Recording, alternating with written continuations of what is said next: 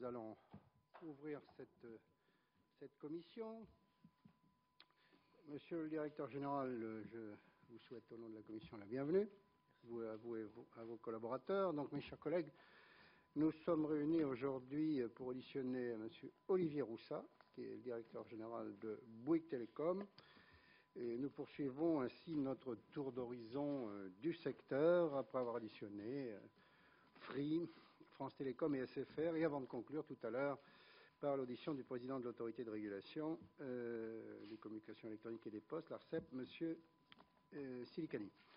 Donc, monsieur le directeur général, pendant longtemps, Bouygues Telecom a été, entre guillemets, le petit poucet de la téléphonie mobile française, avec une part de marché inférieure à 20%. L'entreprise s'est diversifiée en développant de nouvelles offres sur le segment fixe ou en accueillant plus d'opérateurs virtuels, les MVNO. Selon certains, l'entrée de Free sur le marché de la téléphonie mobile menace particulièrement Bouygues Telecom. J'imagine, monsieur le directeur général, que votre intervention répondra à cette question. J'aimerais que vous nous éclairiez précisément sur l'impact qu'aura la commercialisation des offres de Free sur le marché, à la fois sur votre entreprise et de façon plus générale sur le secteur, à la fois en termes de revenus, d'investissement, d'emploi.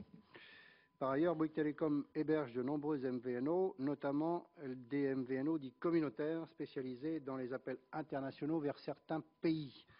Pourriez-vous nous apporter des éléments sur les conséquences qu'auront sur leur activité les nouveaux forfaits de Free? Monsieur le directeur général, je ne voudrais pas être plus long. Mes collègues vous poseront des questions. Je souhaite qu'on ait un petit peu de temps, qu'ils aient un peu de temps pour vous les poser et vous puissiez répondre. Donc, je vous propose de nous faire une présentation synthétique et ensuite je passerai la parole à mes collègues. Je vous laisse la parole. Je vous remercie, Monsieur le Président, je vous remercie de nous avoir invités à être auditionnés devant votre commission. Nous répondrons donc à vos questions et ce sera l'occasion, je pense, de vous exposer notre vision du secteur des télécoms à l'heure actuelle. C'est un secteur qui aujourd'hui est à la croisée des chemins sur bien des aspects. La technologie, on va bientôt avoir des nouvelles normes techniques, la 4G, sur l'aspect concurrence, sur l'aspect aménagement du territoire, qui a été un sujet dont vous avez débattu il y a quelques mois, sur la régulation, sur les tarifs et sur les niveaux de services que l'on doit offrir.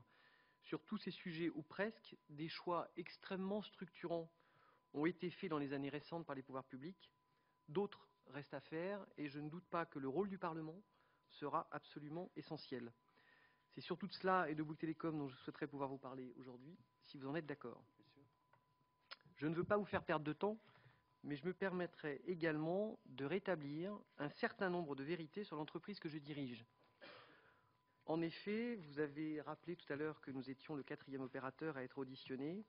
Un certain nombre de déclarations qui ont été faites ici même par le directeur de la stratégie du 4e entrant a proféré un certain nombre d'insinuations, de contre-vérités sur Bouygues Telecom. La polémique ne m'intéresse pas, mais je voudrais néanmoins préciser qu'on ne peut pas tout dire et qu'on ne peut pas laisser les choses comme ça. Et donc, je souhaite pouvoir rétablir un certain nombre de vérités. Bouygues Telecom, c'est une entreprise qui est née il y a plus de 15 ans. Nous avons aujourd'hui chez Bouygues Telecom près de 9800 collaborateurs. Nous avons toujours eu la volonté de nous appuyer sur de très fortes compétences en matière de réseau, en matière d'infrastructure, et nous avons toujours œuvré pour lancer des services de communication qui soient innovants.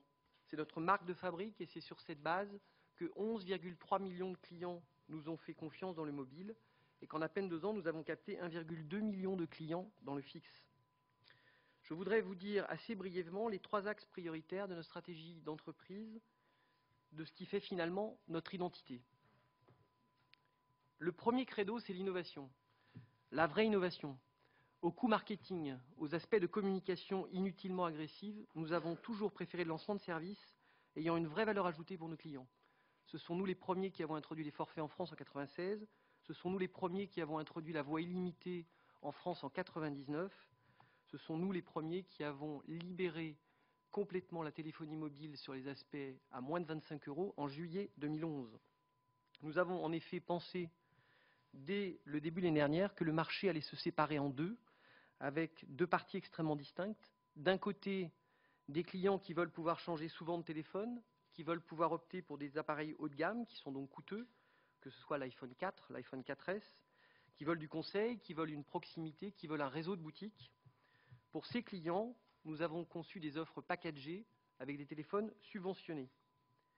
Ces clients sont prêts à accepter de payer un forfait plus cher dès lors qu'ils ont dans ce forfait un téléphone prêt à l'emploi qui est subventionné par l'opérateur. De l'autre côté, nous avons des clients plus autonomes, capables d'acheter seuls sur Internet, de se passer d'un service client, qui souvent d'ailleurs disposent déjà d'un téléphone. Ces clients-là sont beaucoup plus sensibles au prix, ils ne veulent pas d'appareil subventionné, ils ne sont pas engagés, dès lors que nous leur vendons un service sans assurer la rémunération d'un vendeur, sans assurer la subvention du mobile, il n'y avait aucune raison que nous mettions un engagement sur ces forfaits-là. Nous avons donc pour eux inventé quelque chose de complètement nouveau qui a été commercialisé sous la marque B&You le 4 juillet 2011. Nous avons été depuis copiés par tous nos concurrents, d'abord France Télécom avec Soch, puis SFR avec Red, et enfin Free Mobile en dernier lieu. Je rappelle que dès le lancement de B&You, nous avions une offre illimitée à moins de 25 €, c'est-à-dire 5 € de plus que le tarif dont on nous parle à l'heure actuelle. Tout cela est effectivement assez peu connu. Il est vrai que pour ce qui nous concerne, lorsque nous faisons un tel lancement, nous n'insultons personne, nous n'insultons pas nos concurrents, nous n'insultons pas nos clients, nous respectons l'ensemble de ces parties prenantes. Dans le fixe, nous avons la même philosophie. Nous souhaitons proposer au meilleur prix des services qui soient réellement utiles. Nous avons été les premiers en Europe à lancer le quadruple play, qui est maintenant devenu la référence sur le marché français et qui est en train de faire école dans le reste de l'Europe. Nous faisons régulièrement évoluer ce type de service. Nous avons été les premiers à introduire ce qu'on appelle le cloud gaming. Qu'est-ce que c'est? C'est la possibilité pour les titulaires d'une box de disposer d'une console, la PS3, les Xbox, qui seront directement intégrés pour réduire la facture de nos clients.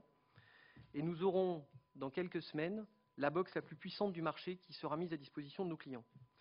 Notre deuxième credo, c'est la prise de notre réseau.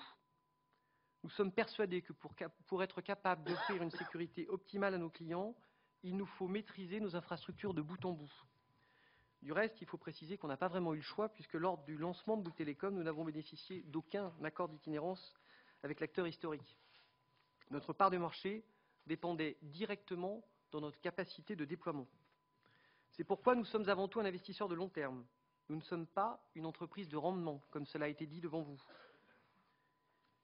En 15 ans, nous avons investi près de 10 milliards d'euros dans le réseau. C'est l'équivalent de 3 porte-avions nucléaires. Je ne compte pas les avions qui sont toujours un peu coûteux. En 2010, nous avons investi 13,6% de notre chiffre d'affaires. En 2011, nous avons investi plus de 20% de notre chiffre d'affaires. Et en 2012, nous investirons plus du tiers de notre chiffre d'affaires. Ça ne correspond pas véritablement à une entreprise de rendement. Le perfectionnement continu de notre réseau est d'ailleurs également notre priorité. Bouygues Télécom dispose à l'heure actuelle d'un réseau de 17 000 sites.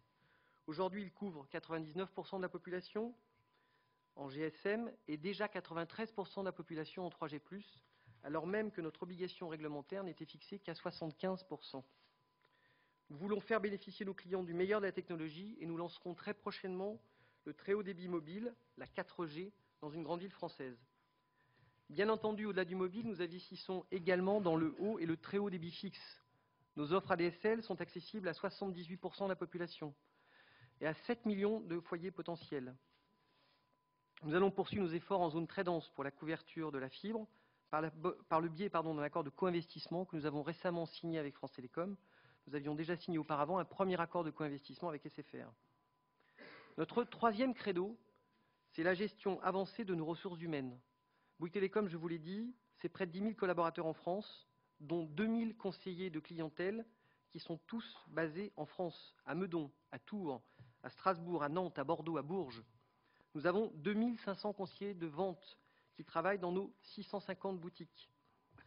Nous avons d'ailleurs, j'ai vu qu'un des députés avait posé une question, M. Denis Dussiéjour, sur la ville d'Agen. Je lui précise, il n'est pas là, mais nous avons effectivement une boutique au 3 boulevard de la République, une boutique au 37 boulevard de la République à Agen. Nous avons également des boutiques dans la plupart de vos circonscriptions, puisque la logique de déploiement de notre réseau de boutiques a été d'essayer d'avoir des boutiques à moins de 20 minutes de l'habitation de nos clients.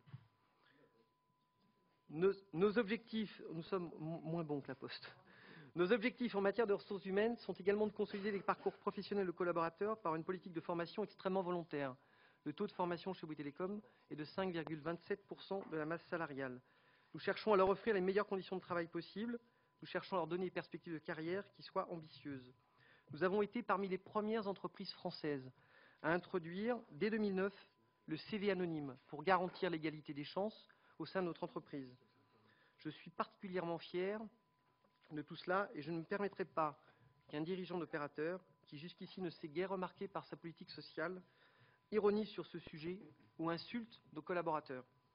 Nous demandons à être jugés sur pièce, que l'on compare les conditions de travail, les conditions de rémunération des collaborateurs de Bouygues Télécom à ceux du groupe Iliad. Ensuite, nous pourrons en reparler.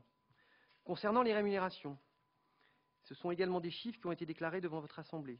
Un salarié de Bouygues Télécom produit en moyenne 560 000 € de chiffre d'affaires par an, c'est-à-dire quasiment autant qu'un salarié de Free, qui est à l'origine de 493 000 € de chiffre d'affaires en moyenne. Là où nous différons, c'est dans la façon de partager la valeur entre l'entreprise et le collaborateur. Le coût annuel moyen d'un salarié de Bouygues Télécom est de 69 000 €. Le coût annuel moyen d'un salarié de Free est de 25 000 €. La différence, c'est que la totalité de nos collaborateurs habitent en France. Ils n'habitent pas à Rabat, pour 40% d'entre eux. J'ajouterai pour finir sur ce sujet que le directeur de la stratégie de Free s'est moqué de vous, mesdames et messieurs, lorsqu'il vous a complaisamment vanté devant vous le fait que Free était une société différente, car 65% de son capital appartenait aux salariés. Je voudrais juste vous rappeler que dans les 65, 62% appartiennent à M. Niel lui-même et que seul 3% appartient à l'ensemble des salariés. À l'inverse, je voudrais vous rappeler que dans le groupe Bouygues, 23,3% du capital du groupe appartient à 60 000 collaborateurs, ce qui place le groupe Bouygues en tête des entreprises du CAC 40 en termes d'actionnariat salarié. Je suis fier aujourd'hui d'être à la tête d'une entreprise de 9 800 salariés qui travaillent quotidiennement à la satisfaction de ses clients. C'est d'ailleurs en leur nom que je voudrais vous dire à quel point j'ai été choqué que l'un de nos concurrents, y compris devant vous, se permette à notre égard des propos d'une agressivité absolument jamais rencontrée précédemment. Ça n'est que vendre du téléphone, ce que nous faisons. Plus profondément, je crois d'ailleurs que la légitimité d'une entreprise ne se décrète pas. Elle procède de l'importance de nos investissements, elle procède de notre professionnalisme, elle procède de notre capacité à savoir animer le marché, elle procède de la qualité de la relation qu'elle entretient avec l'ensemble de ses clients. Et je crois que sur ce sujet, nous n'avons pas à rougir en la matière. Voilà, je vous remercie. Merci, Monsieur le Directeur Général. Je vais passer, Monsieur le Directeur Général, nous auditionnons tout le monde et ici, la parole est bien sûr libre à chacun de s'exprimer. Donc nous écouterons avec le même intérêt que nous avons écouté les autres opérateurs. Mes chers collègues, je vais passer la parole au groupe. Aux représentants des groupes, j'ai 4 prises de parole. Je vous demande de tenir dans votre temps. Et ensuite, j'ai 10 questions. Je n'en prendrai pas plus parce que nous avons une audition de l'ARCEP ensuite. Et je voudrais que nous tenions les temps et que Monsieur le Directeur Général ait le temps de répondre avant que nous écoutions Monsieur Silicani. Alors, je commence par Lionel Tardy pour le groupe UMP. Merci, Monsieur le Président. Je serai court. J'ai bien compris que le temps nous était compté avant l'audition de l'ARCEP. Encore une fois, je me félicite de cette dernière audition, après celle de Free et celle d'Orange et celle de SFR. On aura fait le tour un petit peu des différents opérateurs télécoms et je crois que c'est une bonne chose. Plusieurs questions pour rentrer directement dans le vif du sujet. Première question, quel impact l'arrivée de Free Mobile pour Bouygues Télécom à moyen terme? Et à quel niveau pensez-vous de stabiliser votre part de marché que vous avez annoncé de l'ordre de 11,3 millions d'abonnés actuellement? Au niveau des investissements, deuxième question, on parle beaucoup de mutualisation avec d'autres opérateurs, notamment avec SFR. Avez-vous déjà des projets de mutualisation en cours et qu'en sera-t-il notamment du déploiement de la 4G? Comment analysez-vous, ça a été une des grosses questions la semaine dernière, l'accord d'itinérance entre Free et Orange, notamment sur la partie data illimitée? Partagez-vous les analyses de SFR qui sont particulièrement critiques à ce sujet et qu'on aura l'occasion d'aborder juste après avec l'ARCEP? Autre question, quelles actions pour conserver les clients qui sont actuellement sous engagement comptez-vous mener? Une question également sur la couverture 3G du territoire. Vous savez, il y aura une nouvelle réunion mercredi prochain qui a un groupe de travail sur la couverture mobile du territoire qui a été lancé. par Éric Besson, donc ministre chargé de l'Industrie, de l'Énergie et de l'Économie numérique. Ce groupe de travail auquel participent des parlementaires, je tiens à le souligner, donc a pour mandat d'effectuer un bilan du programme Zone Blanche et de vérifier la cohérence entre les chiffres de couverture du territoire en téléphonie mobile fournis par les opérateurs et vérifiés par l'ARCEP et la couverture réelle. Donc, quel est votre taux de couverture à ce jour? Est-ce qu'on peut avoir un peu plus d'informations, puisque vous avez indiqué que 78% de la population était couverte? Est-ce qu'on peut avoir des informations un peu plus précises? Et dernière question, si on a le temps, quel est votre avis plus général sur la fiscalité des télécoms et du numérique? Quelle est votre vision des choses? Mais je crois que c'est un vaste sujet, donc je vais plutôt laisser la parole à mes collègues. Merci. Merci beaucoup, mon cher collègue. Corinne Erel, pour le groupe SRC. Merci, Monsieur le Président. Donc, le lancement du 4e opérateur, et en l'occurrence Free Mobile, a bouleversé le paysage du mobile en France. Tout d'abord avec, effectivement, vous l'avez dit, une politique de communication assez fracassante, on va dire, mais également des prix très bas et très attractifs. Mais ce lancement a également entraîné un certain nombre de polémiques et je voudrais m'arrêter sur une qui fait l'objet de beaucoup d'articles et de beaucoup de réactions, qui est effectivement la couverture effective ou non du réseau de Free Mobile. Donc effectivement, on y reviendra pour nous parlementaires tout à l'heure avec l'audition de l'ARCEP. Mais je voudrais savoir, alors vous me direz si je me trompe ou pas, vous avez vous-même, me semble-t-il, procédé à des mesures sur le réseau de Free Mobile. Si oui, quels en ont été les résultats? Comment expliquez-vous les éventuels décalages que vous auriez constatés? Votre autre concurrent SFR a procédé de même et nous l'a expliqué la semaine dernière. Qu'attendez-vous dans ce domaine de l'intervention de l'ARCEP et notamment de l'audit qui est actuellement effectué, mais également des mesures qui ont été demandées par le ministre Besson auprès de l'ANFR sur ce sujet? Autre sujet, messieurs Esser et Richard, qui vous ont donc précédé, ont tenu à souligner leurs désaccords ou leurs fortes inquiétudes, notamment sur les hauts niveaux d'asymétrie qui sont exigés par Free concernant la terminaison d'appels SMS. Notamment Stéphane Richard disait que le nœud du problème se situait plutôt à ce niveau-là. Donc vous, comment est-ce que vous voyez ce problème particulier? Vous avez été également nouvel entrant, vous avez bénéficié à l'époque d'une asymétrie dans le temps. Quelle différence faites-vous avec ce qui est proposé à l'heure actuelle avec le niveau d'asymétrie, je crois, à 2,85 en faveur du nouvel entrant? Donc, est-ce que vous pouvez nous éclairer un petit peu sur ce sujet-là? D'autre part, j'ai vu également, et vous, que vous souhaitiez bien évidemment par rapport à l'entrée de Free Mobile faire de l'investissement dans la 4G et de l'accélération dans les investissements 4G on va dire une parade ou un investissement conséquent pour faire face à ces offres et développer un nouveau marché. Où en êtes-vous?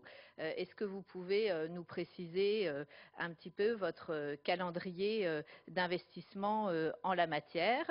Et deuxièmement, je reviens sur la notion de couverture mobile, qui est un point quand même important. Alors, j'ai cru lire dans un quotidien économique, puisqu'il n'en reste plus qu'un, qui disait, je crois, ce matin, qu'éventuellement un certain nombre d'opérateurs pourraient être prêts, si j'ai bien compris, à réduire leurs investissements dans les zones dites moins couvertes.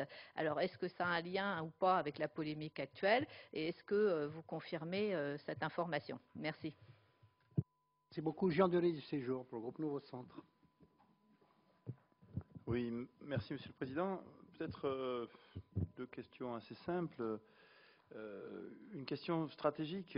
Pendant très longtemps, d'abord une première question sur le marché du mobile. C'est un marché qui a eu des parts très stables, avec Orange autour de 45%, SFR autour de 35% et vous-même entre 15 et 17% suivant les années.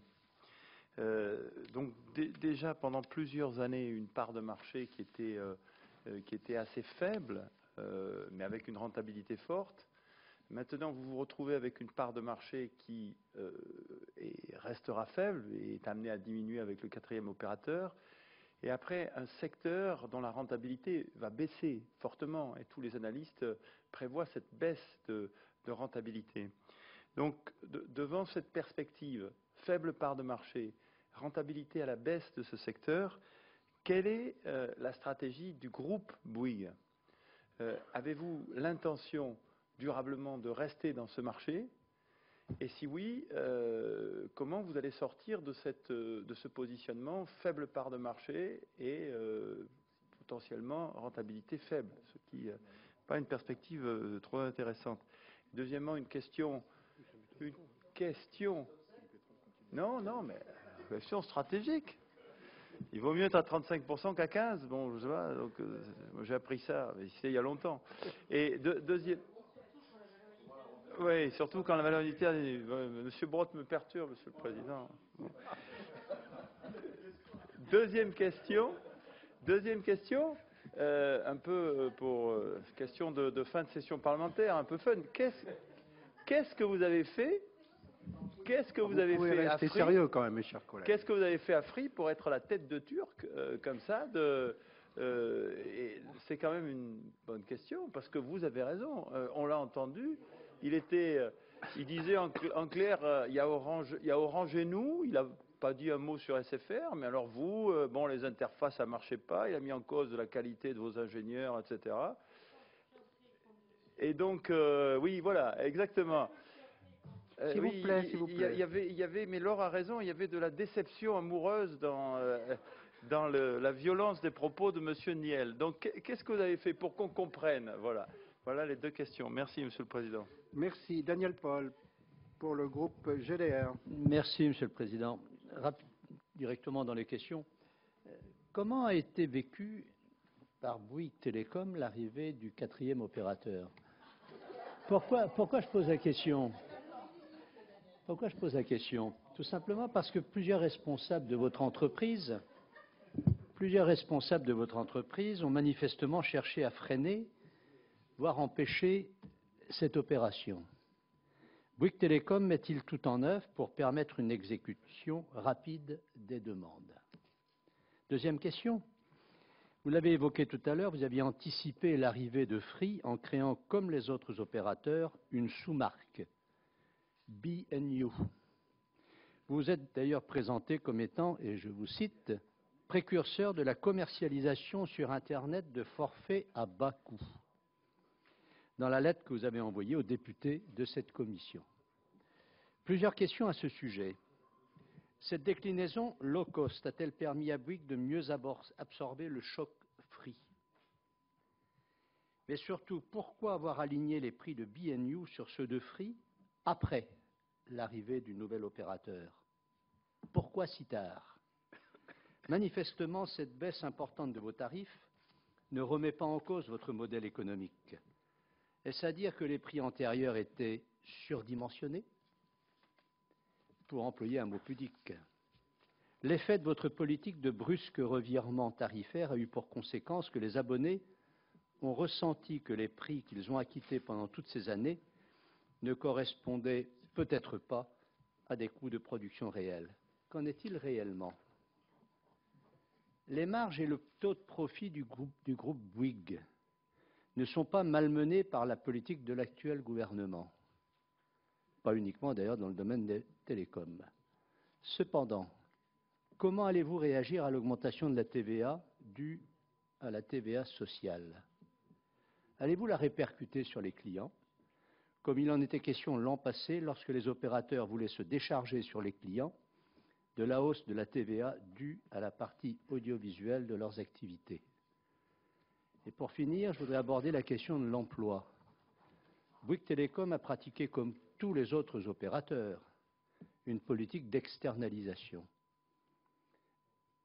Recours massif à la sous-traitance pour les centres d'appel et de délocalisation.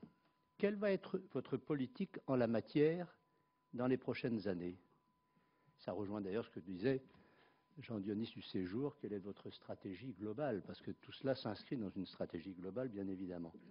Vous qui faites de votre réseau de boutiques et de collaborateurs un argument concurrentiel face à Free, pensez-vous augmenter votre effectif général ou le réduire?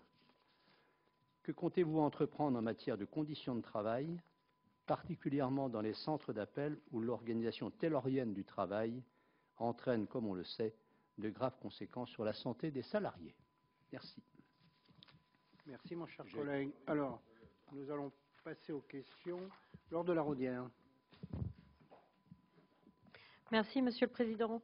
Monsieur le Directeur général, merci d'avoir expliqué et répondu à certains points soulevés par Xavier Niel lors de son audition.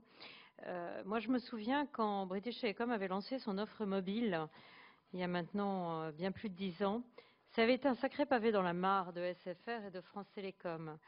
Vous aviez lancé l'innovation du forfait mobile. Vous aviez été l'agitateur public en son temps. Avez-vous anticipé l'agressivité commerciale de Free dans ses offres mobiles? Est-ce que vous aviez anticipé cette agressivité commerciale? Et puis, quelle riposte avez-vous mise en place? Est-ce que c'est juste une riposte de baisse des prix auprès de vos clients actuels? Et quel est le résultat de cette riposte d'un point de vue commercial? C'est-à-dire comment, alors que vous avez eu depuis toujours une stratégie très spécifique de part de marché et de choix de clients, comment faites-vous pour conserver ces clients? Je pense que la réponse est très différente de celle d'Orange et de SFR. Et à plus long terme, j'ai aussi cette question, quelle est la stratégie plus long terme de Bouygues Telecom? Nous avons lu aussi dans la presse que vous commenciez le travail sur la 4G. Où en êtes-vous avec Ericsson? Où en êtes-vous? Est-ce que c'est juste un contrat d'achat? Est-ce que c'est un contrat de test? Quel est votre calendrier de déploiement? Est-ce que l'arrivée de Free Mobile, finalement, change votre calendrier de déploiement de la 4G? Et qu'en est-il dans ce cas-là de vos engagements pris dans le cadre de la 3e génération? Quelles sont aussi votre estimation de l'évolution du marché mobile et en particulier des nouvelles ouvertures que pourrait présenter le machine-to-machine? Et dernière question, je l'ai posée à tous les opérateurs, c'est pour vous, comment vivez-vous la pénurie annoncée d'adresses IPv4? Quelle est votre stratégie en termes d'implémentation de la norme IPv6? Merci. François Brotte. Oui, très rapidement, Monsieur le Président. Suite aux questions de Jean-Yves du Séjour qui nous expliquait qu'on sait comment on rentre mais qu'on ne sait pas encore comment on sort de ce marché, j'ai moi aussi le souvenir de votre entrée en fanfare dans le marché. Je n'ai pas le souvenir de mots extrêmement tendres de la part de Martin Bouygues à l'égard des 2 opérateurs historiques, entre guillemets, du mobile. J'ai même le souvenir que ça castagnait un peu dans les coins, pas forcément de la même façon, mais la tendresse n'était pas forcément au rendez-vous. Bon, ceci étant, vous avez créé une jurisprudence, il semblerait que d'autres s'en soient inspirés dans la période plus récente. Une question, c'était une remarque. Quelles sont les synergies Bouygues Telecom avec les autres activités du groupe? Parce que de ce point de vue-là, par rapport aux autres acteurs de ce secteur, Bouygues est sur d'autres métiers, et bien qu'étant un opérateur pas le plus conséquent sur ce marché-là, il peut avoir, par rapport à ses autres activités, un intérêt à pérenniser, même dans ce volume-là, dont il ne semblerait pas être appelé à s'accroître au vu de l'analyse de Dionys du Séjour, mais pour autant, c'est peut-être un élément important dans la stratégie du groupe. Et puis, dernière question, c'est juste pour me tenir au courant d'affaires que j'ai suivies de façon un peu précise pendant quelques mois, pour ne pas dire quelques années. Est-ce que ça s'est apaisé sur le terrain de l'implantation des antennes relais? Daniel Fasquelle. Oui, en 2010, il y a eu dans le domaine de la téléphonie mobile 16 800 réclamations, c'est-à-dire 18% du total qui était adressé à la DGCCRF. C'est donc un domaine dans lequel les consommateurs se manifestent souvent pour se plaindre des pratiques des opérateurs. Alors j'ai eu la chance d'être rapporteur d'un projet de loi qui, malheureusement, après avoir été adopté en première lecture ici, en première lecture au Sénat, ne sera pas adopté d'ici la fin de cette législature. Mais dans le cadre de ce projet de loi, on a proposé un certain nombre d'avancées. Rien ne vous empêche, bien évidemment, d'anticiper et d'appliquer ces dispositions nouvelles que nous avions souhaitées ici à l'Assemblée nationale et également pour une grande partie au Sénat. Alors, très rapidement, les points de débat, ce sont les ventes couplées. Alors, on a beaucoup débattu ici du 12-24 mois, d'une offre avec ou sans terminal pour laisser plus de liberté et aussi pour plus de transparence au profit du consommateur. Mais en fait, mon inquiétude maintenant va également vers certaines pratiques, notamment proposées par Free, sur du 36 mois, avec un crédit à la consommation, ce qui fait qu'on a dépassé le 24 mois, on est sur du 36 mois, mais je crois qu'en termes de liberté du consommateur, on est plutôt en train de régresser plutôt que d'avancer. Quelle est votre réponse et comment et que faites-vous pour que le consommateur soit plus libre? C'est vrai aussi en matière de renouvellement ou de réengagement. On sait très bien qu'il y a des systèmes qui sont mis en place pour faire en sorte que les consommateurs restent prisonniers de l'opérateur qu'ils ont d'abord choisi. Donc, que pouvez-vous faire pour donner plus de liberté aux consommateurs au moment du réengagement? C'est vrai aussi pour les cartes SIM et le SIM blocage. Est-ce que vous pourriez nous proposer des avancées pour débloquer les cartes SIM et pour permettre plus facilement aux clients de changer d'opérateur? Et puis, on a aussi débattu ici des chocs de facturation, en particulier quand des clients partent à l'étranger. Qu'est-ce que vous pouvez proposer? Qu'est-ce que vous proposez aux consommateurs pour mettre en place un système d'alerte, voire de blocage, pour éviter ces chocs de facturation? Est-ce que vous pouvez aussi, pour adapter en permanence les forfaits, développer des offres personnalisées? Est-ce que vous avez une politique dans ce domaine? Parce que je pense que c'est important aussi que les consommateurs, après quelques mois ou quelques années, se voient offrir la possibilité de faire évoluer leur forfait, qu'on attire leur attention sur le fait que le forfait est décalé par rapport à leurs besoins. Et puis une dernière question en ce qui concerne les réseaux, parce que je suis la députée du Pas-de-Calais et d'une circonscription qui est rurale, et malheureusement un certain nombre de mes concitoyens n'ont toujours pas un accès normal à la téléphonie mobile, alors qu'aujourd'hui c'est devenu un bien de première nécessité. Donc, quelle est votre politique dans ce domaine et que pouvez-vous faire avec les autres opérateurs pour faire en sorte que enfin tous les Français aient un accès normal à la téléphonie mobile? Merci. Frédéric Massam. Merci, Monsieur le Président. Donc, moi, je vous posais aussi des questions similaires que j'ai pu poser aux personnes qui étaient assises à votre place il y a quelques semaines, à savoir les marges que vous dégagez. Certains opérateurs nous ont dit que leur marge était de 35%, d'autres de 20%, d'autres nous ont dit, oui, je vous vois interloquer, mais voilà ce qu'on nous a dit, à votre lieu et place, ça fait foi au compte rendu de notre commission. D'autres nous ont dit qu'avec des forfaits de 2 €, ils faisaient encore de la marge. Donc, moi, je vous interroge, quelle est votre marge? Ensuite, concernant l'arrivée de Free, avez-vous perdu des clients? Quel nombre de clients avez-vous perdu? Certains journaux annoncent que vous auriez perdu 300 000 abonnés. Quelle est la vérité? Est-ce qu'il y a des clients qui sont partis? Est-ce qu'il y en a qui sont revenus? Vous avez quand même opéré une baisse des tarifs, me semble-t-il, puisque parfois, sur certains forfaits, il y a 25 € de moins, notamment sur un forfait à 69,90 €, donc c'est quand même relativement important. Donc, n'y aurait-il pas un problème de crédibilité par rapport à votre clientèle quand on vous voit la capacité de baisser les tarifs à l'arrivée d'un opérateur, alors qu'effectivement, auparavant, il n'était pas baissé? Et enfin, dernière question concernant l'UFC Que Choisir.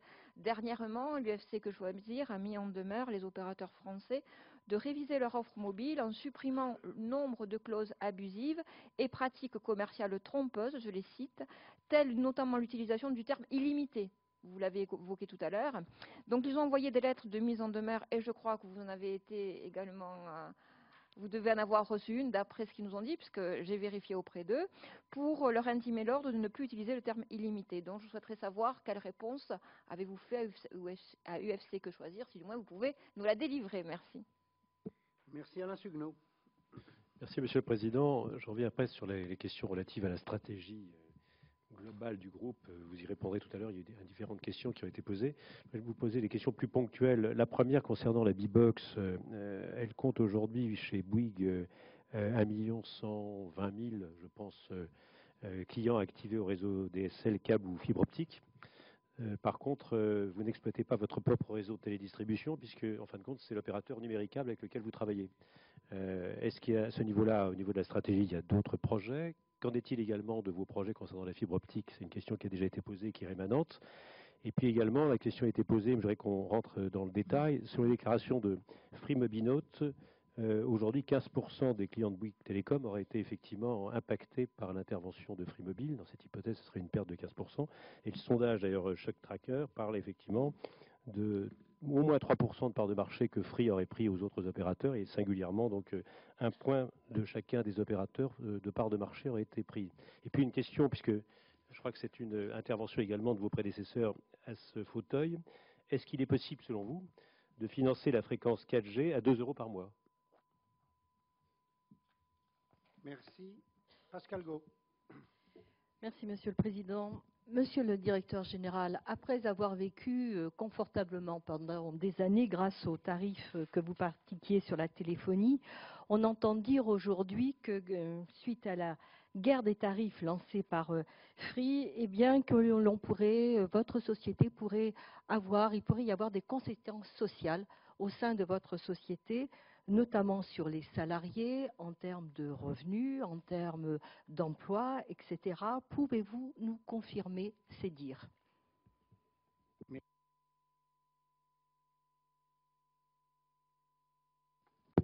Oui, Monsieur le Président, merci. Monsieur le Directeur général, deux questions rapides. D'une part, concernant la concurrence amplifiée qui semble se faire au jour, tout au moins verbale, a-t-elle, selon vous, un impact très direct sur le niveau de prix au niveau de la téléphonie mobile en France? Et on sait fort bien que le niveau de prix français est, semble-t-il, légèrement plus élevé que ce que l'on peut constater dans d'autres pays européens. Et d'autre part, autre élément, est-ce que ça permet d'avoir aussi une meilleure lisibilité de l'offre globale, puisqu'on sait qu'au total, je crois qu'en France, on a plus de 1000 offres de téléphonie mobile diverses et variées, où il faut reconnaître parfois que le consommateur ne se retrouve pas le plus facilement. Un autre point, en avril dernier, vous avez passé un accord avec Axione pour permettre un accès à votre offre triple play ADSL. Cet accord concernait en particulier 12 départements ruraux. Je souhaiterais savoir si tout ceci s'est mis en place sans difficulté, notamment techniques particulières, et quelle a été l'évolution du nombre d'abonnés sur ces territoires, ces 12 départements nouvellement desservis. Jean-Pierre Nicole. Michel Lefebvre, pardon. Merci, Monsieur le Président. Monsieur le Directeur général, deux questions très brèves. J'ai lu dans la presse que le réseau 4G LTE de Bouygues Telecom sera déployé par l'opérateur suédois Ericsson, avec qui vous avez déjà travaillé dans le passé. Ce partenariat se fait par ailleurs au détriment du groupe français Alcatel-Lucent. Pourriez-vous nous expliquer en quoi consiste cette coopération? Par ailleurs, la qualité de votre service client a été plusieurs fois récompensée. Vous avez notamment obtenu le premier prix du podium de la relation client dans le secteur de la téléphonie mobile selon le baromètre TNS Sofres, et ce pour la 4e année consécutive. Alors, face notamment à la montée en puissance de l'opérateur Free, votre stratégie consistera-t-elle à jouer davantage sur les prix ou à continuer de développer, de mettre en valeur votre service client? Merci, Monsieur le Président.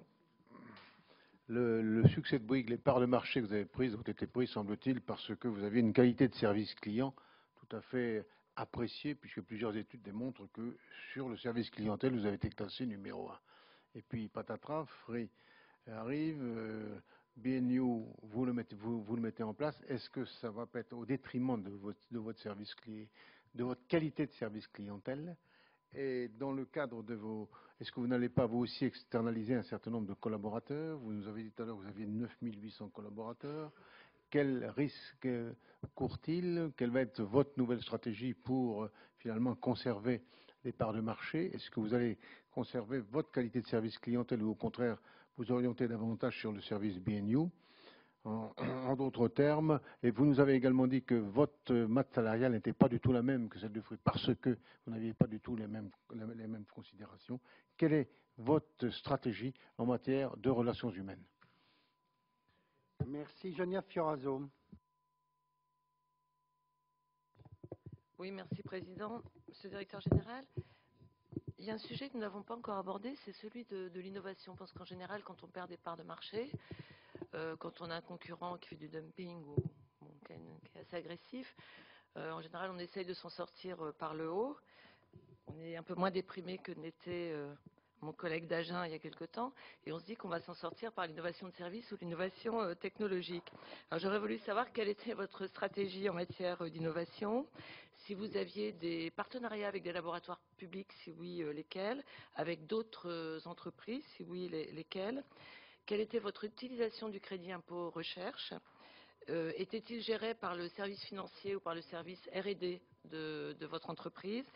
Et puis, quel était le lien avec les autres activités du groupe, notamment dans le domaine du bâtiment intelligent, de l'efficacité énergétique ou des smart grids? Merci. Comme vous avez tous été concis, mes chers collègues, je peux encore prendre une ou deux questions. Marie-Lou Marcel, pour laisser une demi-heure ensuite à Monsieur le Directeur Général pour répondre. Oui, merci, Monsieur le Président. Alors, Monsieur le Directeur Général... Si vous êtes frustré, Monsieur Gagnard, je vous passerai la parole. Nous avons été sûrement nombreux à lire le courrier qui nous a été adressé par vous, co-signé donc par vous-même. Et sur ce courrier, donc, il était mentionné que le groupe Bouygues se plaçait en tête des entreprises du CAC 40 pour ce qui concerne l'actionnariat salarié. Donc, vous avancez le chiffre de 23,4% du capital de Bouygues SA détenu par 60 000 collaborateurs. Une question, donc, quelle est la part de capital détenue par les 9 800 salariés de Bouygues Télécom? Deuxième question, donc 3 jours après le lancement de la première offre de Free Mobile, vous avez été le dernier des grands opérateurs à réagir et à mettre à jour votre offre à bas coût. Alors, quels sont les résultats, Monsieur le Directeur Général, un mois après cette nouvelle politique tarifaire? Comment s'est comportée votre clientèle durant tout ce temps et comment comptez-vous continuer à investir dans les infrastructures pour les prochaines années? Merci. Voilà, mes chers collègues, s'il n'y a pas d'autres questions, je passe la parole à Monsieur le Directeur Général pour répondre à votre convenance. Vous avez une demi-heure, Monsieur le Directeur Général. Donc... Je vais juste vous préciser une chose que je n'ai pas dit lors de mon introduction. La publication de nos résultats, ils ont lieu demain matin aux analystes et à la presse. Il y a un certain nombre de choses financières que je ne suis pas habilité à vous donner aujourd'hui, parce que l'autorité des marchés n'autorise pas à le faire, tout simplement. J'aurais été auditionné demain après-midi, je pouvais le faire. Ce soir, je ne peux pas le faire, donc je vous prie de m'en excuser. Mais je vais vous donner beaucoup de renseignements sur le niveau de marge, rassurez-vous. Alors, j'ai essayé de regrouper les questions que vous m'aviez posées, puisqu'elles sont relativement nombreuses, par différents thèmes. Je vous propose de commencer par un premier thème, qui est le thème du réseau dont on a parlé, et notamment qui fera le lien avec votre présentation qui va juste me suivre avec le président de l'ARCEP.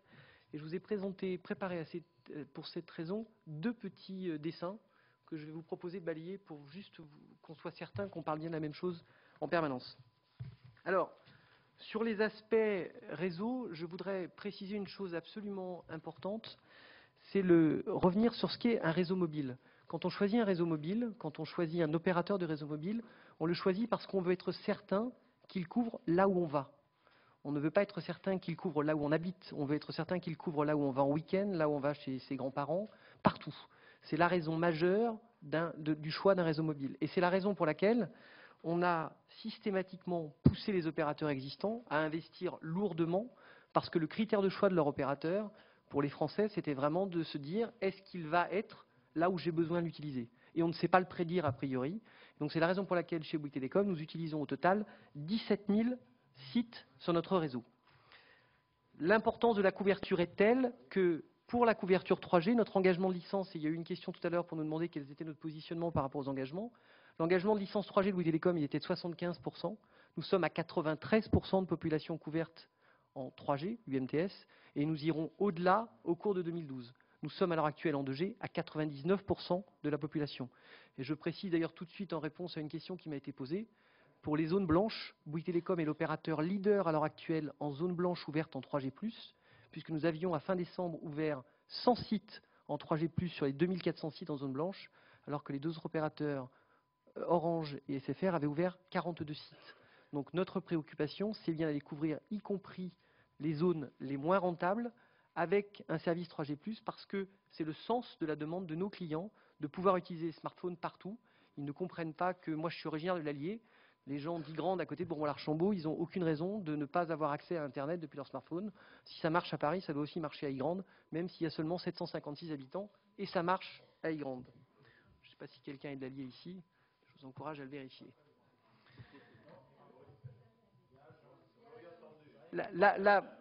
Ce que je veux surtout préciser ici, c'est une chose assez importante.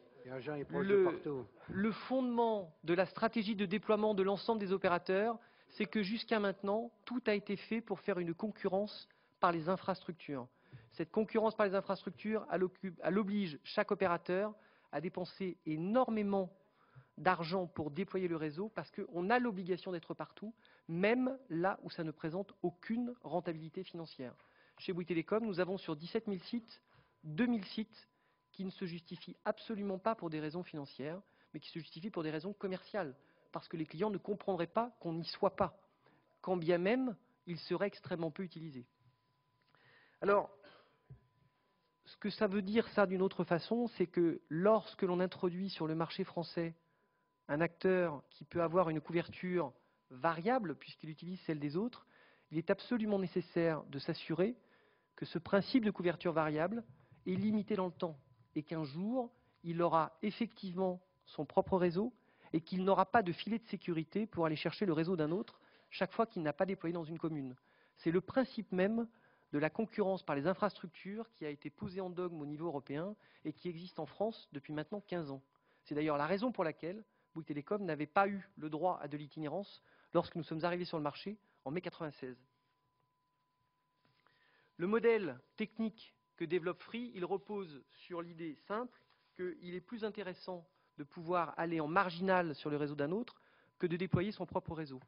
Lors de la première séance, M. Niel a déclaré qu'il y avait un certain nombre, il était favorable au partage de points hauts, mais qu'en fait, on ne lui avait pas donné accès à ces points hauts. Alors, je voulais vous redonner quelques éléments extrêmement simples, extrêmement factuels. En février 2010, nous avons fourni à Iliad une liste de 6700 sites que nous avions déjà ouverts en 3G. Nous avons fourni cette liste parce que la réglementation prévoyait que nous devions fournir la totalité des sites sur lesquels nous avions déjà installé un équipement 3G à côté d'un équipement 2G. Nous l'avons fourni en février 2010. En juillet 2010, nous avons communiqué une liste de 1072 pylônes qui étaient la propriété de Bouygues Télécom et sur lesquels nous avions signé une convention d'accueil avec le groupe Iliad pour être capable de leur permettre de déployer des sites, s'ils le souhaitaient, sur ces 1072 sites. Ces 1072 sites, je précise qu'il y avait juste à les choisir et qu'ils étaient automatiquement utilisables. Je voudrais préciser par ailleurs que nous louons à TDF 3100 sites. Ces 3100 sites que nous utilisons, que nous louons à TDF, représentent 25% du territoire français. Ils sont aussi disponibles au groupe Iliad. Il a fait une convention d'accueil avec TDF, il suffit d'en passer la commande. Enfin, j'ai écouté l'audition de Franck Esser ici la semaine dernière et j'ai compris qu'il avait donc donné, lui, une liste de 1800 pylônes qui lui permettaient, qu'il offrait à Free pour pouvoir l'accueillir sur ses sites. Ça fait donc au total 6000 sites sur lesquels le groupe Iliad était capable d'installer de la 3G. 6000 sites sur lesquels il suffisait de poser 3 signatures. Une avec Bouygues Télécom pour les 1072, une avec TDF pour les 3100 sites, et une avec SFR pour les 1800 sites. 6000 sites. Connaissez-vous à ce jour le nombre de sites 3G ouverts chez Free? À la date du 13 février, d'après le site ANFR qui recense l'ensemble des ouvertures de sites, il y en avait précisément 978. Il n'y avait pas 6000, il y en avait juste un sixième du total. Alors la question qu'on se pose, c'est, mais finalement, même quand on a les sites, et j'ai noté qu'il avait été exprimé lors de la première audition par M. Niel que les autres opérateurs avaient refusé de partager les sites. Vous voyez que le nombre que je vous donne, ça n'est pas vraiment un refus, c'est plutôt un grand nombre. La question qui se pose, c'est peut-être est-ce techniquement extrêmement compliqué de déployer un site. Et peut-être que ce qu'un opérateur existant pouvait faire, un nouvel entrant ne peut pas le faire. Alors là, vous allez pouvoir regarder le premier dessin que je vous ai passé. Ah, alors. Ce petit dessin, c'est très simple. Ça vous représente, c'est très très peu technique, hein, rassurez-vous. C'est un petit dessin où en bleu, vous avez ce qu'est un site, un relais, on est en train de vous le faire passer, excusez-moi, un relais GSM. Un relais GSM, c'est quoi? C'est un équipement électronique et c'est 3 antennes. Cher à M. Brock, qui a eu l'occasion de passer beaucoup de temps. Ces 3 antennes sont reliées par un fil à un équipement électronique. Voilà, ça c'est un site GSM. Qu'est-ce que c'est qu'un site 3G UMTS? C'est un équipement électronique qui est posé à côté, qui a 3 antennes, les antennes UMTS, qui ont des fréquences différentes du GSM, et relié à 3 fils. Est-ce que vous le voyez tous? Est-ce que vous l'avez? Alors, qu'est-ce que veut dire ce dessin de façon très concrète et très simple? Ça veut dire que moi, Bouygues Télécom, opérateur 2G, lorsque je veux installer un site 3G, je dois installer une baie rouge, je dois mettre 3 antennes rouges, et je dois mettre 3 fils rouges. qu'est-ce que veut dire pour Free d'installer un site 3G? Je vais vous montrer la différence. Il n'y en a pas. C'est installer un site rouge, c'est installer 3 fils rouges et c'est installer 3 antennes rouges.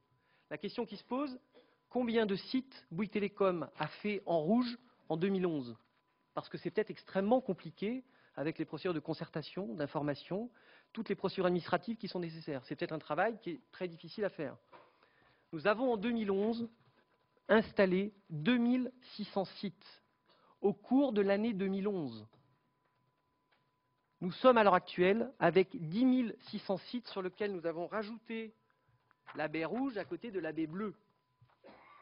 Ce que je veux simplement vous dire, c'est que quand on a la volonté de déployer un réseau et d'investir, c'est possible. Le maximum de sites rouges que nous ayons réussi à installer en une année, c'est 3500. Donc, quand on est un opérateur qui a la volonté de s'imposer par la qualité de son infrastructure et qui a la volonté d'arriver et de couvrir, j'affirme que c'est possible, d'autant plus qu'il possédait un parc de points hauts de 6000 points hauts.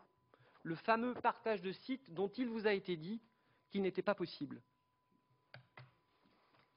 Alors la question qu'on peut se poser, c'est quoi l'intérêt finalement de ne pas déployer son réseau? Parce que la réalité, si l'on était arrivé à 978 sites au 13 février au bout de 24 mois, on ne peut pas vraiment dire qu'il a été beaucoup déployé. C'est quoi l'intérêt? L'intérêt, il est très simple. L'intérêt, c'est de ne pas mobiliser de cash pour aller investir. Et pourquoi on ne peut pas mobiliser de cash pour investir? Parce que si vous mettez un prix trop bas, vous n'avez juste pas la possibilité de générer les cash nécessaires pour aller faire les couvertures nationales. Parce que moi, Bouygues Telecom, j'investis chaque année dans le réseau mobile plus de 500 millions d'euros. Et ça ne s'est pas démenti depuis la création de Bouygues Telecom. Nous avons eu un pic à 1 milliard d'euros. Et l'année prochaine, j'investirai 600 millions d'euros en couverture. Et j'y reviendrai tout à l'heure sur la couverture 4G.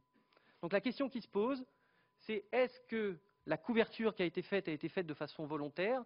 Et est-ce que cette itinérance a été choisie ou subie? J'affirme qu'elle a été choisie.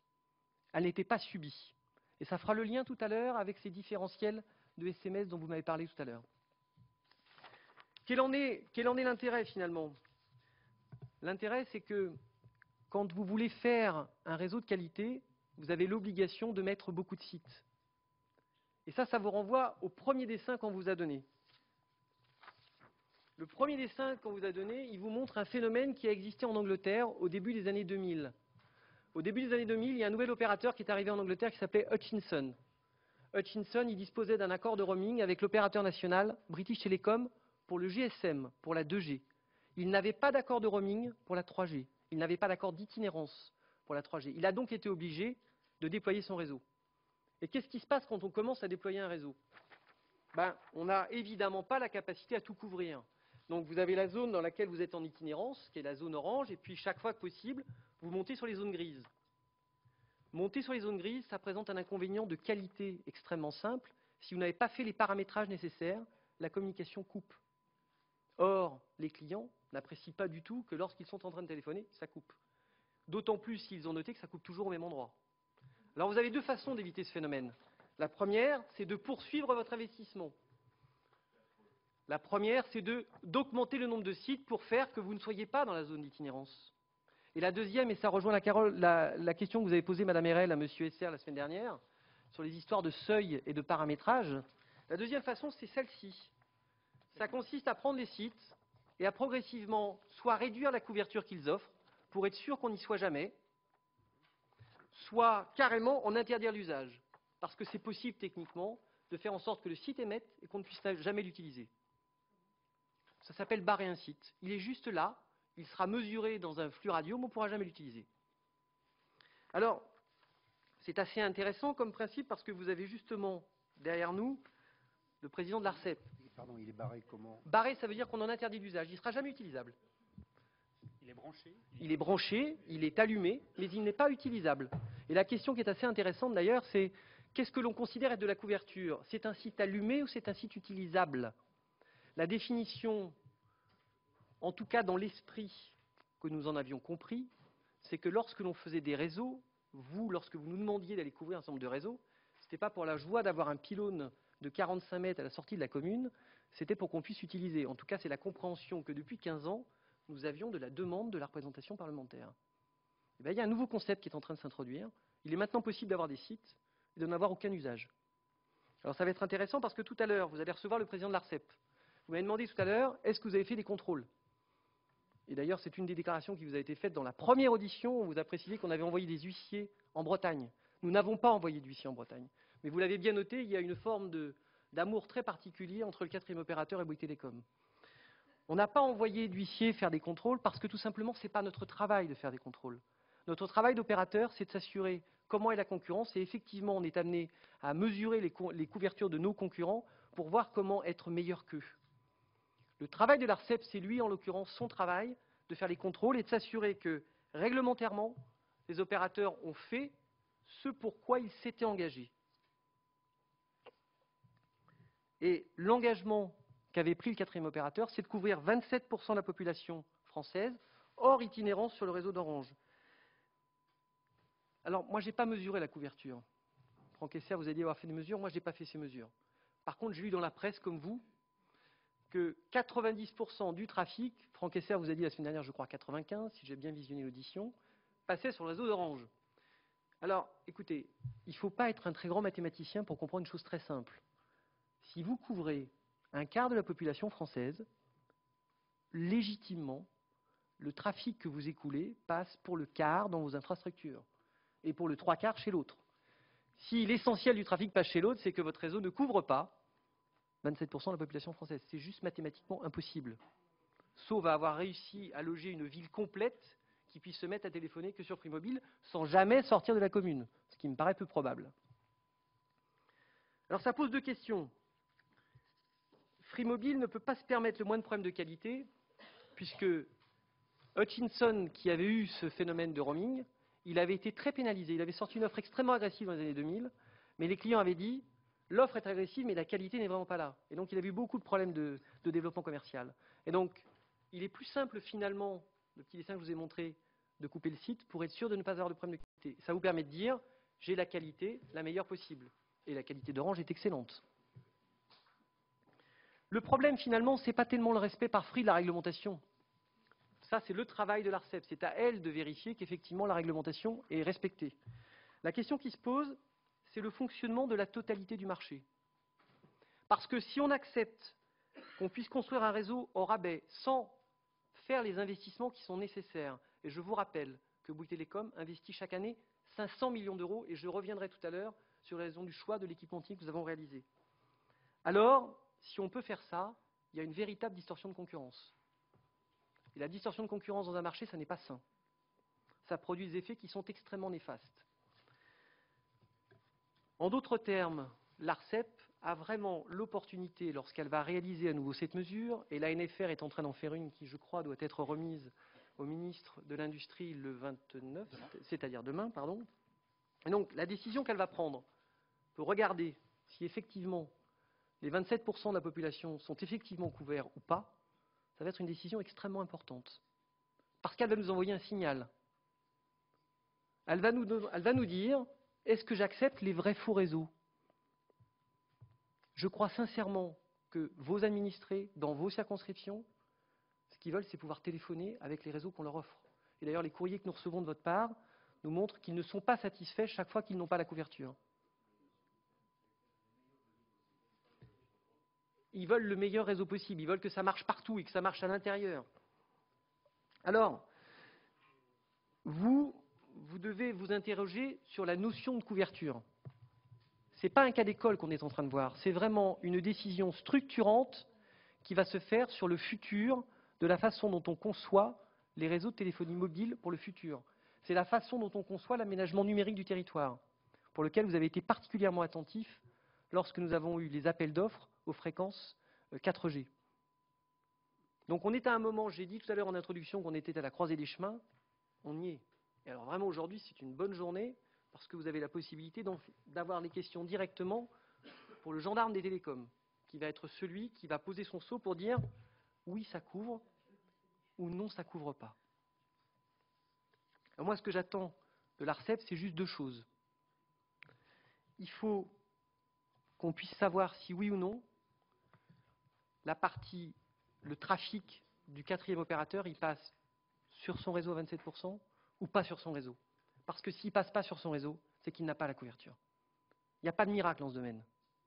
Et la deuxième question qui se pose, c'est est-ce que, quand il ne passe pas le trafic sur son réseau et qu'il en écoule 90% chez son opérateur d'itinérance, est-ce que dans ces conditions, on a considéré qu'il avait rempli ses obligations? Si on arrive à la conclusion que oui, alors ça, c'est vraiment lourd de conséquences pour le futur.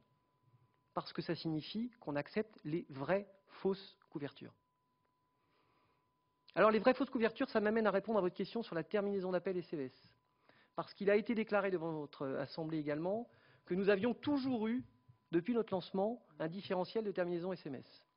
Nous l'avons eu pendant 38 mois à 0,5 centimes, soit 17% de la valeur SMS, et nous l'avons eu pendant 10 mois à 0,2 centimes, soit 8% de la valeur des SMS.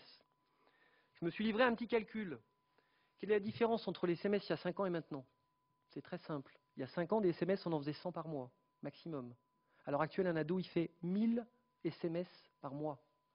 Ça signifie que si nous accédions à la demande que nous a fait Free d'obtenir un différentiel d'1 centime 35, c'est-à-dire 90% de la valeur du SMS, ça reviendrait à verser à Free pratiquement 10 € par mois et par client.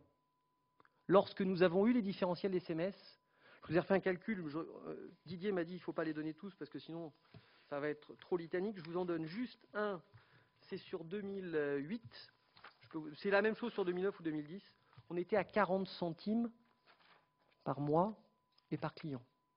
40 centimes à mettre au regard de 10 €. On ne parle pas tout à fait de la même chose. Donc il nous semble effectivement que le différentiel de TA-SMS, qui va être une décision de l'ARCEP également, il est tout à fait inacceptable. Vous m'avez demandé ensuite, alors il y avait beaucoup de... Alors, il nous reste théoriquement combien de temps? Ah, pardon. Alors, vous m'avez demandé ensuite des questions relatives au niveau de marge. J'ai visionné 2 auditions et j'ai pu lire la 3e. À chaque fois, les niveaux qui vous ont été donnés avec des indicateurs qui sont différents. Il y en a un qui vous a donné le pourcentage d'excédent brut d'exploitation sur le chiffre d'affaires. Il y en a un qui vous a donné le pourcentage d'EBIT. Il y en a un qui vous a donné le pourcentage de résultat net. Je ne crains pas la concurrence parce que sur les 3, c'est nous le plus bas. Donc il y a une chose qui est sûre, c'est qu'en pourcentage de résultat net, et je vous l'avais remis dans le courrier, nous sommes à 8%, on n'est pas vraiment une valeur du luxe. Donc à la question que vous m'avez posée tout à l'heure en me disant, mais vous êtes littéralement, je ne sais pas quel est le terme précisément, mais dans l'esprit, je crois que ça voulait dire qu'on s'était quand même un peu nourri sur la bête. Écoutez, à 8%, on est le plus mauvais du secteur. Peut-être pas bon, c'est une autre question, mais il y a une chose qu'on ne peut pas affirmer, c'est que nous ne sommes pas nourris sur la bête. Je vous rappelle juste que l'acteur le plus profitable de ce secteur, c'est celui qui a acheté l'eau propre sur tous les autres. Il est de très loin le plus profitable du secteur. Il a une rentabilité analogue à celle d'un groupe de luxe. Alors sur la stratégie, qu'est-ce qu'on a prévu de faire? Et là, ça rejoint différentes questions. Je vais répondre à l'innovation. Dans un marché comme celui dans lequel nous sommes, il y a une chose qu'on ne fera pas. BNU, on l'avait imaginé l'année passée, et nous avions dit que BNU serait l'offre la plus performante du secteur des offres sans mobile. Donc quand BNU est sorti en juillet, il avait un certain niveau de tarif. Soch est sorti en octobre, nous avons remodifié nos tarifs pour être le plus agressif. Free Mobile est arrivé, nous avons attendu la sortie de tous les compétiteurs pour nous positionner d'une part face à Free Mobile et d'une part face aux meilleurs tarifs de RED et de Soch, de RED, de SFR et de Soch d'Orange. Clairement, notre volonté, c'est que BNU soit la meilleure réponse pour les clients. Et ça nous est plutôt favorable. Le seul problème, c'est que, vu le positionnement de cette intervention ce soir, je ne peux pas vous donner le nombre de clients, mais sachez que BNU se porte très bien et qu'il a réussi à séduire de très nombreux clients. Ensuite, sur l'innovation. Sur l'innovation, évidemment, la réponse que nous avons à l'heure actuelle, nous devons être innovants. Alors, il y avait une question sur la partie R&D, est-ce gérée par la structure financière, est-ce gérée par les équipes de R&D? On a créé une petite structure chez Bouygues Télécom qui s'appelle Bouygues Télécom Initiative. Quelle est la logique de cette structure? C'est simplement de se dire, quand vous avez une entreprise de 10 000 personnes, c'est déjà une entreprise trop grosse pour être capable d'innover en permanence. 10 000, c'est déjà beaucoup trop. Vous avez déjà, dans une entreprise de 10 000 personnes, plein d'idées qui n'arriveront jamais à émerger parce qu'elles seront tuées par toute la technostructure que nous avons. Et donc, pour être sûr d'être capable d'avoir de l'innovation en permanence, on a créé cette toute petite structure qui est sur le côté, qui m'est rattachée directement et qui gère tout un tas de relations avec des start-up. On a traité 333 dossiers de start-up que nous avons regardés pour voir si on peut les aider en co-développement, si on peut leur acheter un projet, si on peut les aider en rentrant dans leur capital. C'est par exemple ainsi qu'on a aidé une société française qui est leader dans la compression, c'est-à-dire dans la façon d'optimiser le trafic donné qui explose, le trafic Internet il explose. Il y a une société en France qui est très bien positionnée pour faire ça sur le mobile. Elle n'avait pas les moyens de tester grandeur nature, on l'a fait ensemble et ça lui permet de vendre son produit à l'extérieur. En termes de stratégie d'innovation, c'est la raison pour laquelle nous avons lancé notre nouvelle Bbox Sensation qui arrive au printemps et dans laquelle on aura le Wi-Fi le plus efficace qui soit, la partie console de jeu dont j'ai parlé tout à l'heure, qui est unique en France, ça n'existe pas. On sera même les premiers en Europe à le faire. Ça permettra d'avoir des services de PS3, d'X Game qui seront directement disponibles sur une console pour servir la totalité de la famille. Et puis par rapport à votre question tout à l'heure, j'y réponds maintenant sur les interfaces que nous avons avec le reste du groupe. Nous aurons aussi dans cette box une particularité. Nous aurons le catalogue de VOD le plus large du marché. Nous l'avons conçu avec TF1, qui est allé signer avec tous les studios pour être capable de nous offrir une offre qui nous permette d'avoir une offre de vidéo à la demande, parce qu'on pense que c'est le sens de l'histoire et que les clients vont de plus en plus consommer en dématérialisé.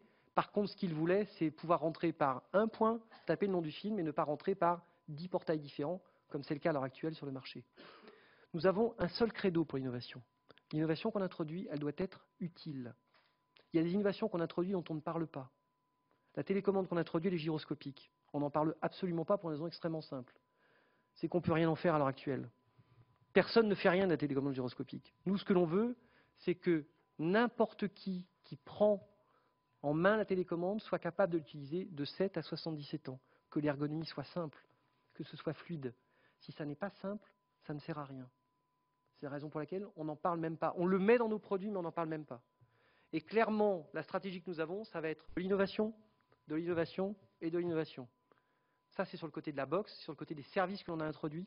On est allé chercher une boîte aux États-Unis qui a été capable d'introduire une mécanique d'assurance très particulière qui fait que quand vous perdez votre mobile, on est capable de vous restituer un mobile équivalent avec le contenu du mobile que vous aviez lorsque vous l'avez perdu. Vos photos, vos SMS, tout.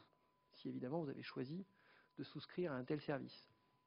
Sur la partie 4G, puisqu'il y a eu la question, nous avons acquis du spectre 4G.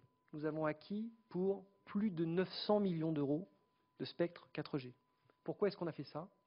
Parce qu'on est convaincu, mais profondément convaincu, que le sens de l'histoire, c'est de la mobilité de plus en plus, avec des réseaux de qualité et avec des services pour lesquels nous sommes à l'heure actuelle seulement au début de l'histoire. L'offre dite illimitée qui a été sortie avec 3 gigaoctets, le mot illimité d'ailleurs a été retiré. Sur BNews, nous n'avions pas utilisé le terme illimité, je répondrai à la question du UFC d'ailleurs de la même façon tout à l'heure. Sachez qu'en Suède, ça correspond aux petits forfaits data. Les petits forfaits de données, ils sont à 3 gigaoctets. Au Japon, ils sont maintenant à 7 gigaoctets. Ce que l'on croit, c'est que le sens de l'histoire, tout ça, ça va exploser. Parce que les petits objets qu'on met dans la main de chacun de nos clients, ce sont des machines sans cesse plus perfectionnées, avec des écrans qui sont toujours meilleurs et qui sont capables de vous donner un Internet absolument partout. On est seulement au début de l'histoire. Il y a un an, ce truc-là, il avait un processeur. Cette année, il en a 2 à l'intérieur. À la fin d'année, il en aura 4. Et l'année prochaine, il en aura 8. Ça veut dire que ce sera plus puissant que le PC de Madame de la Rodière. Et vous l'aurez dans la main avec un écran qui vous permet de faire n'importe quoi. C'est pour cette raison qu'on a investi dans les ressources 4G. Et c'est pour cette raison que nous développerons nos couvertures de réseau. Et c'est pour cette raison que nous avons la volonté d'assurer le déploiement du réseau et que dans la période actuelle, nous renforçons même nos investissements dans le réseau. Nous investirons dans le réseau mobile en 2012 plus qu'en 2011. Parce que nous croyons que la différence se fera par la qualité de ce que l'on délivre. Et l'on croit que là-dessus, il y a une chose qui est essentielle, c'est de posséder son infrastructure. On ne peut pas être dans les mains de quelqu'un d'autre pour le faire. Alors sur la notion d'illimité, effectivement, nous avons reçu un courrier du UFC Que Choisir pour la notion d'illimité sur BNews. qu'est-ce qu'on nous a demandé sur BNU? On ne nous a pas demandé de clarifier le terme illimité. On nous a demandé de fournir une facture papier. L'illimité tel qu'il était défini pour l'UFC Que Choisir lui le satisfaisait complètement. En revanche, dans BNU, qui est une offre purement Internet, il n'y a pas de facture papier. On nous a demandé de réfléchir à un système qui permette de délivrer une facture papier. Le terme illimité tel qu'on l'avait utilisé, il était parfaitement défini et il n'était pas utilisé pour la notion de data. Parce que 3 gigaoctets, ça n'est pas illimité, c'est 3 gigaoctets. Il y a eu une question tout à l'heure avec Axione et notamment les relations avec le groupe. Je précise qu'Axione, c'est une filiale du groupe Bouygues, de Bouygues Bâtiment, en particulier une filiale de TDE. Et que Axione, à l'heure actuelle, nous avons effectivement souhaité signer cet accord avec Axione. C'est un accord qui couvre, je ne vais pas vous le dire de tête parce que je ne le sais pas par cœur, qui nous permet d'accéder à 6 millions de foyers, 4 500 communes et 280 000 entreprises.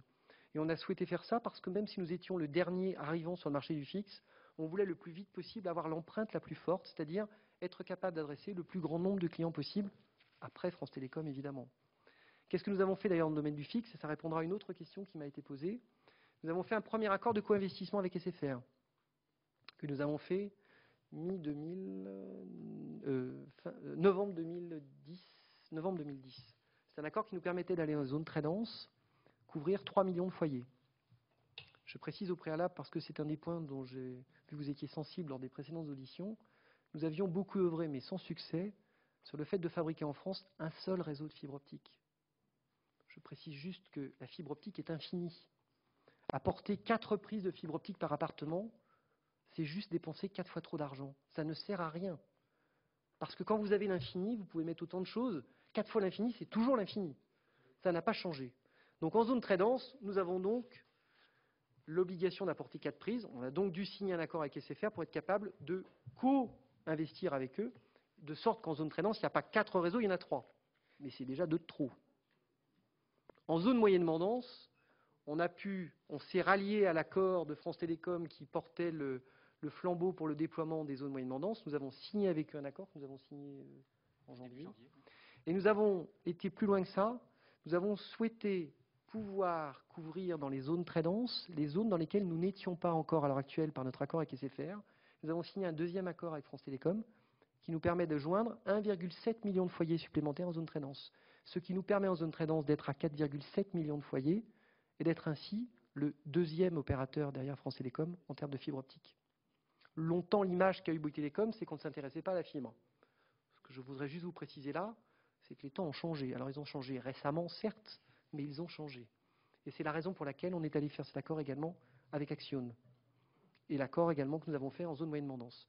À la question que vous m'avez posée tout à l'heure sur notre accord avec Numéricable, nous avons, dès 2009, pris un accord avec Numéricable pour utiliser l'infrastructure existante de Numéricable qui nous permet d'amener dès maintenant, sans travaux supplémentaires, dans 8 millions de foyers du très haut débit Internet. C'est un accord dont on se félicite parce qu'il nous permet d'avoir des progressions de part de marché dans le très haut débit qui sont extrêmement intéressantes parce que dans la fibre optique, il y a quelque chose qui dérange les clients. C'est que quand vous annoncez à quelqu'un qui possède son appartement qu'on va tirer le fil de fibre optique le long de la plainte pour l'amener dans la grande pièce, ça fait bondir beaucoup de gens. Ils préfèrent que la fibre optique, elle reste à la porte. Au moins le câble, dans la plupart des cas, il est déjà déployé, ce qui nous permet d'être capable d'offrir un grand nombre de connexions. Sur les... Alors, est-ce que j'ai quelque chose auquel je voulais ajouter sur l'innovation? Vous avez demandé tout à l'heure avec qui on travaillait. Sachez qu'on travaille particulièrement avec le CEA, parce que le CEA dispose à Grenoble d'une structure particulière qui permet l'exploitation des brevets. Le CEA possède un très grand nombre de brevets, dans des domaines qu'on n'imagine même pas. On travaille avec eux parce que ça nous permet d'introduire un certain nombre de choses. Et, enfin, nous, c'est une société avec laquelle on a de très très bonnes relations et avec laquelle on organise régulièrement, par le biais de petites structures, Bouygues Télécom Initiative, des petites start-up également françaises que l'on met en liaison également avec le CEA pour être capable de regarder comment mieux valoriser les brevets existants. Alors là, le terme précis, c'est le LETI, pardon, parce que j'y suis allé à plusieurs reprises, mais qui est extrêmement performante. Hein. Dans toutes les nanotechnologies.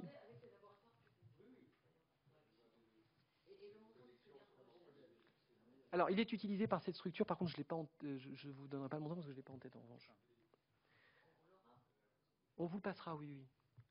L'autre point que vous... Alors, il y avait beaucoup de questions. Il y avait une question notamment Sur les nouvelles. Alors, vous m'avez posé une question sur les offres, sur les. Oui, voilà. Alors, voilà. Alors, sur le. Alors, vous m'avez posé ça, vous m'avez fluidité du marché. Vous m'avez posé également une question sur le bill shock, parce qu'on appelle le bill shock, c'est-à-dire la surprise des clients lorsqu'ils découvrent que la data à l'étranger est quelque chose d'extraordinaire. Alors là-dessus, qu'est-ce que je peux vous dire? La première chose, nous avons été le premier opérateur à interdire à l'étranger l'utilisation des clés 3G que nous vendions. Pour quelle raison? Pourquoi on accepte de se priver d'un chiffre d'affaires supplémentaire? Parce que personne ne peut comprendre qu'avoir passé une semaine à New York vous coûte le prix de votre loyer. C'est inimaginable. Et donc on a préféré interdire l'accès en itinérance donnée pour les détenteurs des petites clés pour être sûr que les gens n'aient pas de mauvaise surprise. Parce que ça ne sert à rien d'aller coincer les gens. C'est juste un impayé devant nous, quelqu'un qui nous quitte.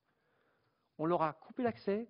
S'ils le veulent, ils nous appellent, on peut leur donner, mais on leur réexplique à ce moment-là ce que coûte cette itinérance de données. On a été les premiers à le faire, je ne sais pas si on est les seuls ou pas. En tout cas, ce que je sais, c'est qu'on a été les premiers à le faire. L'autre question que vous m'avez posée, c'est sur les engagements 12, 24 avec ou sans mobile.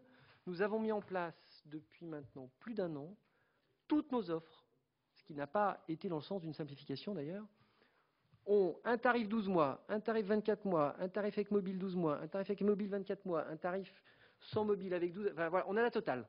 Je ne peux pas vous dire mieux. Et alors, à la question, faut-il attraper les clients avec un crédit à la consommation? Sincèrement, je ne crois pas. Pour une raison extrêmement simple. Les crédits à la consommation tels qu'ils sont imaginés, peut-être un point avant de préciser cette notion de crédit à la consommation. Quand on a lancé BNU, on a voulu que les consommateurs, aussi que les pouvoirs publics, découvrent quel était le prix d'un mobile. Et quand on a lancé BNU, on a mis sur notre site BNU la vente de mobile et il y avait écrit à prix de revient. Alors moi j'avais souhaité mettre à prix coûtant, on n'a pas pu le mettre parce que nos contrats avec les fabricants nous interdisaient de communiquer le prix auquel on les achetait. Donc on a mis prix de revient qui est quasiment la même chose. Et qu'est-ce qu'ont découvert les Français à cette occasion? Ils ont découvert qu'un iPhone, alors moi j'ai pas un iPhone mais j'ai un Samsung Galaxy 2, ça coûtait 603,25 € TTC sans marge. Nous l'achetons hors taxe, le prix qui nous permet de le faire à 603 €. Qui dans cette salle savait qu'un iPhone coûtait au vrai prix 603 €? Un téléphone comme ça, un Galaxy S2, ça coûte 506 € TTC sans marge. La perception de chacun, c'est que le mobile, c'est un truc qui coûte rien. Un iPhone, ça coûte 49 €, 99 €. Et encore, c'est des voleurs à 99, ils devraient me le donner à 49. Non, la réalité, c'est que ça coûte 600. Alors ça veut dire quoi? Ça veut dire que si on veut pouvoir lisser le prix de ce mobile, évidemment, il faut bien qu'on le mette quelque part. Et quand vous mettez un tarif à 600 €, si vous le vendez 49 €, il y a 550 €. Vous le divisez par 12, vous le divisez par 24, vous le retrouvez dans votre prix de vente. Et donc à la question de... Excusez-moi, oui, pardon. À la question de... Je me dépêche. Donc à la question, est-ce qu'on est favorable au crédit à la consommation? Vous avez mis en œuvre un système en France qui s'appelle le dispositif Chatel. Les clients français ont parfaitement bien compris le dispositif Chatel. Ils l'ont compris à l'occasion de la TVA. Et je précise donc à la question qui m'était posée que nous avons été le premier opérateur en France à décider de ne pas répercuter la hausse de TVA en janvier de l'année passée. Nous avons ensuite été suivis au bout de 3 semaines par Orange et SFR, mais nous avions été le premier à le décider. Donc c'est un point, alors ça ne présage pas de ce qui sera fait prochainement, mais ça nous donne... Bon. Et SFR a précisé dans son audition qu'il y avait une mécanique très particulière qui libérait la base. La décision est malheureusement assez simple à prendre, oui. C'est encore beaucoup d'argent. On a parlé tout à l'heure de la fiscalité des télécoms. Alors, je voulais juste vous préciser une chose, pardon, excusez-moi, avant de répondre au SIM-locage. Pourquoi le 36 mois est une aberration? Parce que dans les clients que je connais, c'est-à-dire les clients de Bouygues Télécom, le changement de mobile, il intervient tous les 21 mois. Les engagements sont de 24, mais les gens n'attendent pas le terme de leur engagement pour changer de mobile. Parce que c'est un produit qui est à la mode, parce que c'est un produit qui est extrêmement évolué, et parce que les gens veulent pouvoir absolument le changer fréquemment. Et ils ont donc compris, je fais le lien avec la loi Chatel, ils ont aussi compris qu'avec le dispositif Chatel, je vais vous le simplifier le dispositif Chatel, on a inventé le crédit qu'on ne rembourse pas. Le dispositif Chatel, c'est le crédit qui, au 13e mois, vous permet de vous arrêter moyennant le quart des sommes restant dues. Qu'est-ce qu'on dirait si on allait chez Darty pour prendre un frigo, qu'on le prenne sur 24 mensualités, qu'on aille voir M. Darty le 13e mois en disant « Monsieur Darty, je vais m'arrêter de payer, je vous donne les 4 dernières mensualités, on va rester bons copains ». C'est ça la loi Châtel. Donc elle est infiniment plus avantageuse que le crédit à la consommation. Parce que je n'imagine pas que le crédit à la consommation, on aille dire « et vous aurez la possibilité d'en sortir », moyennant le quart, le tiers, le dixième, je ne sais pas quel sujet on pourrait introduire. Alors, je termine juste avec un dernier point, puisqu'on m'a demandé de terminer dans les 2 minutes qui viennent. Je n'aurais pas répondu à tout, j'en suis désolé. Sur la stratégie de relation client. Nos collaborateurs chez Bouygues Télécom ont fait des enquêtes de satisfaction des collaborateurs. Je vous donne 2 indicateurs très simples. 95% de nos collaborateurs sont fiers de travailler chez Bouygues Télécom. 69% de nos collaborateurs sont satisfaits de leur rémunération. Quand vous demandez aux collaborateurs s'ils sont contents, 69% nous disent oui. C'est des sondages anonymes, je le précise. Nous avons une culture extrêmement forte qui est tournée vers le service de nos clients. Et nous ne pensons pas que malgré la vie de Free, il faut faire tirer tout ça vers le bas. Donc nous maintiendrons nos services. Et ce qui fait la différence en termes de relation client, je voudrais juste vous le préciser et j'en termine là-dessus. Si la relation client, c'est une question d'argent, Orange serait numéro 1, SFR serait numéro 2, nous serions numéro 3. On est numéro 1 parce que la relation, le service qu'on donne à ses clients, c'est une question qui est faite par les femmes et les hommes qui constituent l'entreprise. Parce qu'ils ont chevillé au corps la volonté de servir, voilà la raison pour laquelle on est numéro 1 depuis 5 années consécutives. C'est parce que c'est une question de management, de culture et de culture au sein de l'entreprise. Voilà, j'en ai terminé, excusez-moi. J'ai été un peu long et je n'ai pas répondu à tout. Merci, Monsieur le Directeur Général. 30 secondes, François, parce que 17h45, nous recevons le président de l'ARCEP. Merci, Monsieur le Président. Mais comme cette audition est une audition qui n'est pas de la langue de bois, mais de la langue de Bouygues, vous avez... Non, mais vous avez émis des accusations assez graves et moi je vous en remercie parce que c'est important qu'on puisse échanger sur des questions aussi lourdes.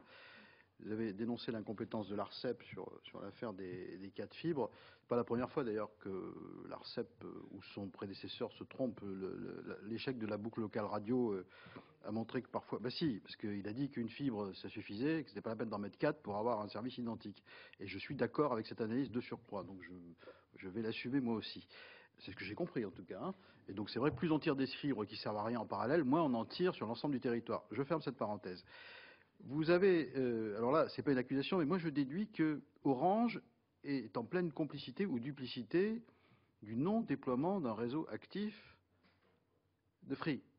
C'est important qu'on sache ça. Est-ce que l'opérateur d'itinérance est capable de mesurer que celui qui utilise son réseau au titre de l'itinérance n'utilise pas le sien parce que justement il n'en a pas vraiment besoin. C'est une question très précise. C'est-à-dire que, autrement dit, si l'ARCEP n'est pas capable de le mesurer ou de le dénoncer, est-ce qu'il y a un opérateur, celui dont on se sert, qui est capable de le mesurer? C'est une question technique. Alors techniquement, excusez-moi, je voudrais juste préciser un point. Je n'ai pas parlé d'incompétence de l'ARCEP.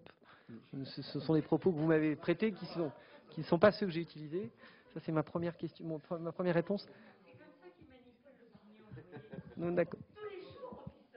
Alors, le deuxième point, c'est techniquement, est-ce qu'il est possible pour l'opérateur hôte de connaître exactement la part de trafic? Stéphane Richard a lui-même dit qu'il la connaissait, mais il a précisé qu'il ne pouvait pas la communiquer pour des raisons de confidentialité de l'accord. Donc la réponse, techniquement, la réponse est oui. Bien, on peut le savoir tous les jours. Monsieur le Directeur Général, merci beaucoup. Merci beaucoup.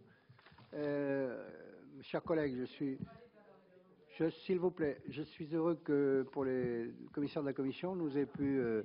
et pour vous-même, que nous ayons pu auditionner l'ensemble des opérateurs, que chacun ait pu s'exprimer en toute liberté devant l'ensemble de nos commissaires qui connaissent, vous l'avez vu, bien les questions. Voilà.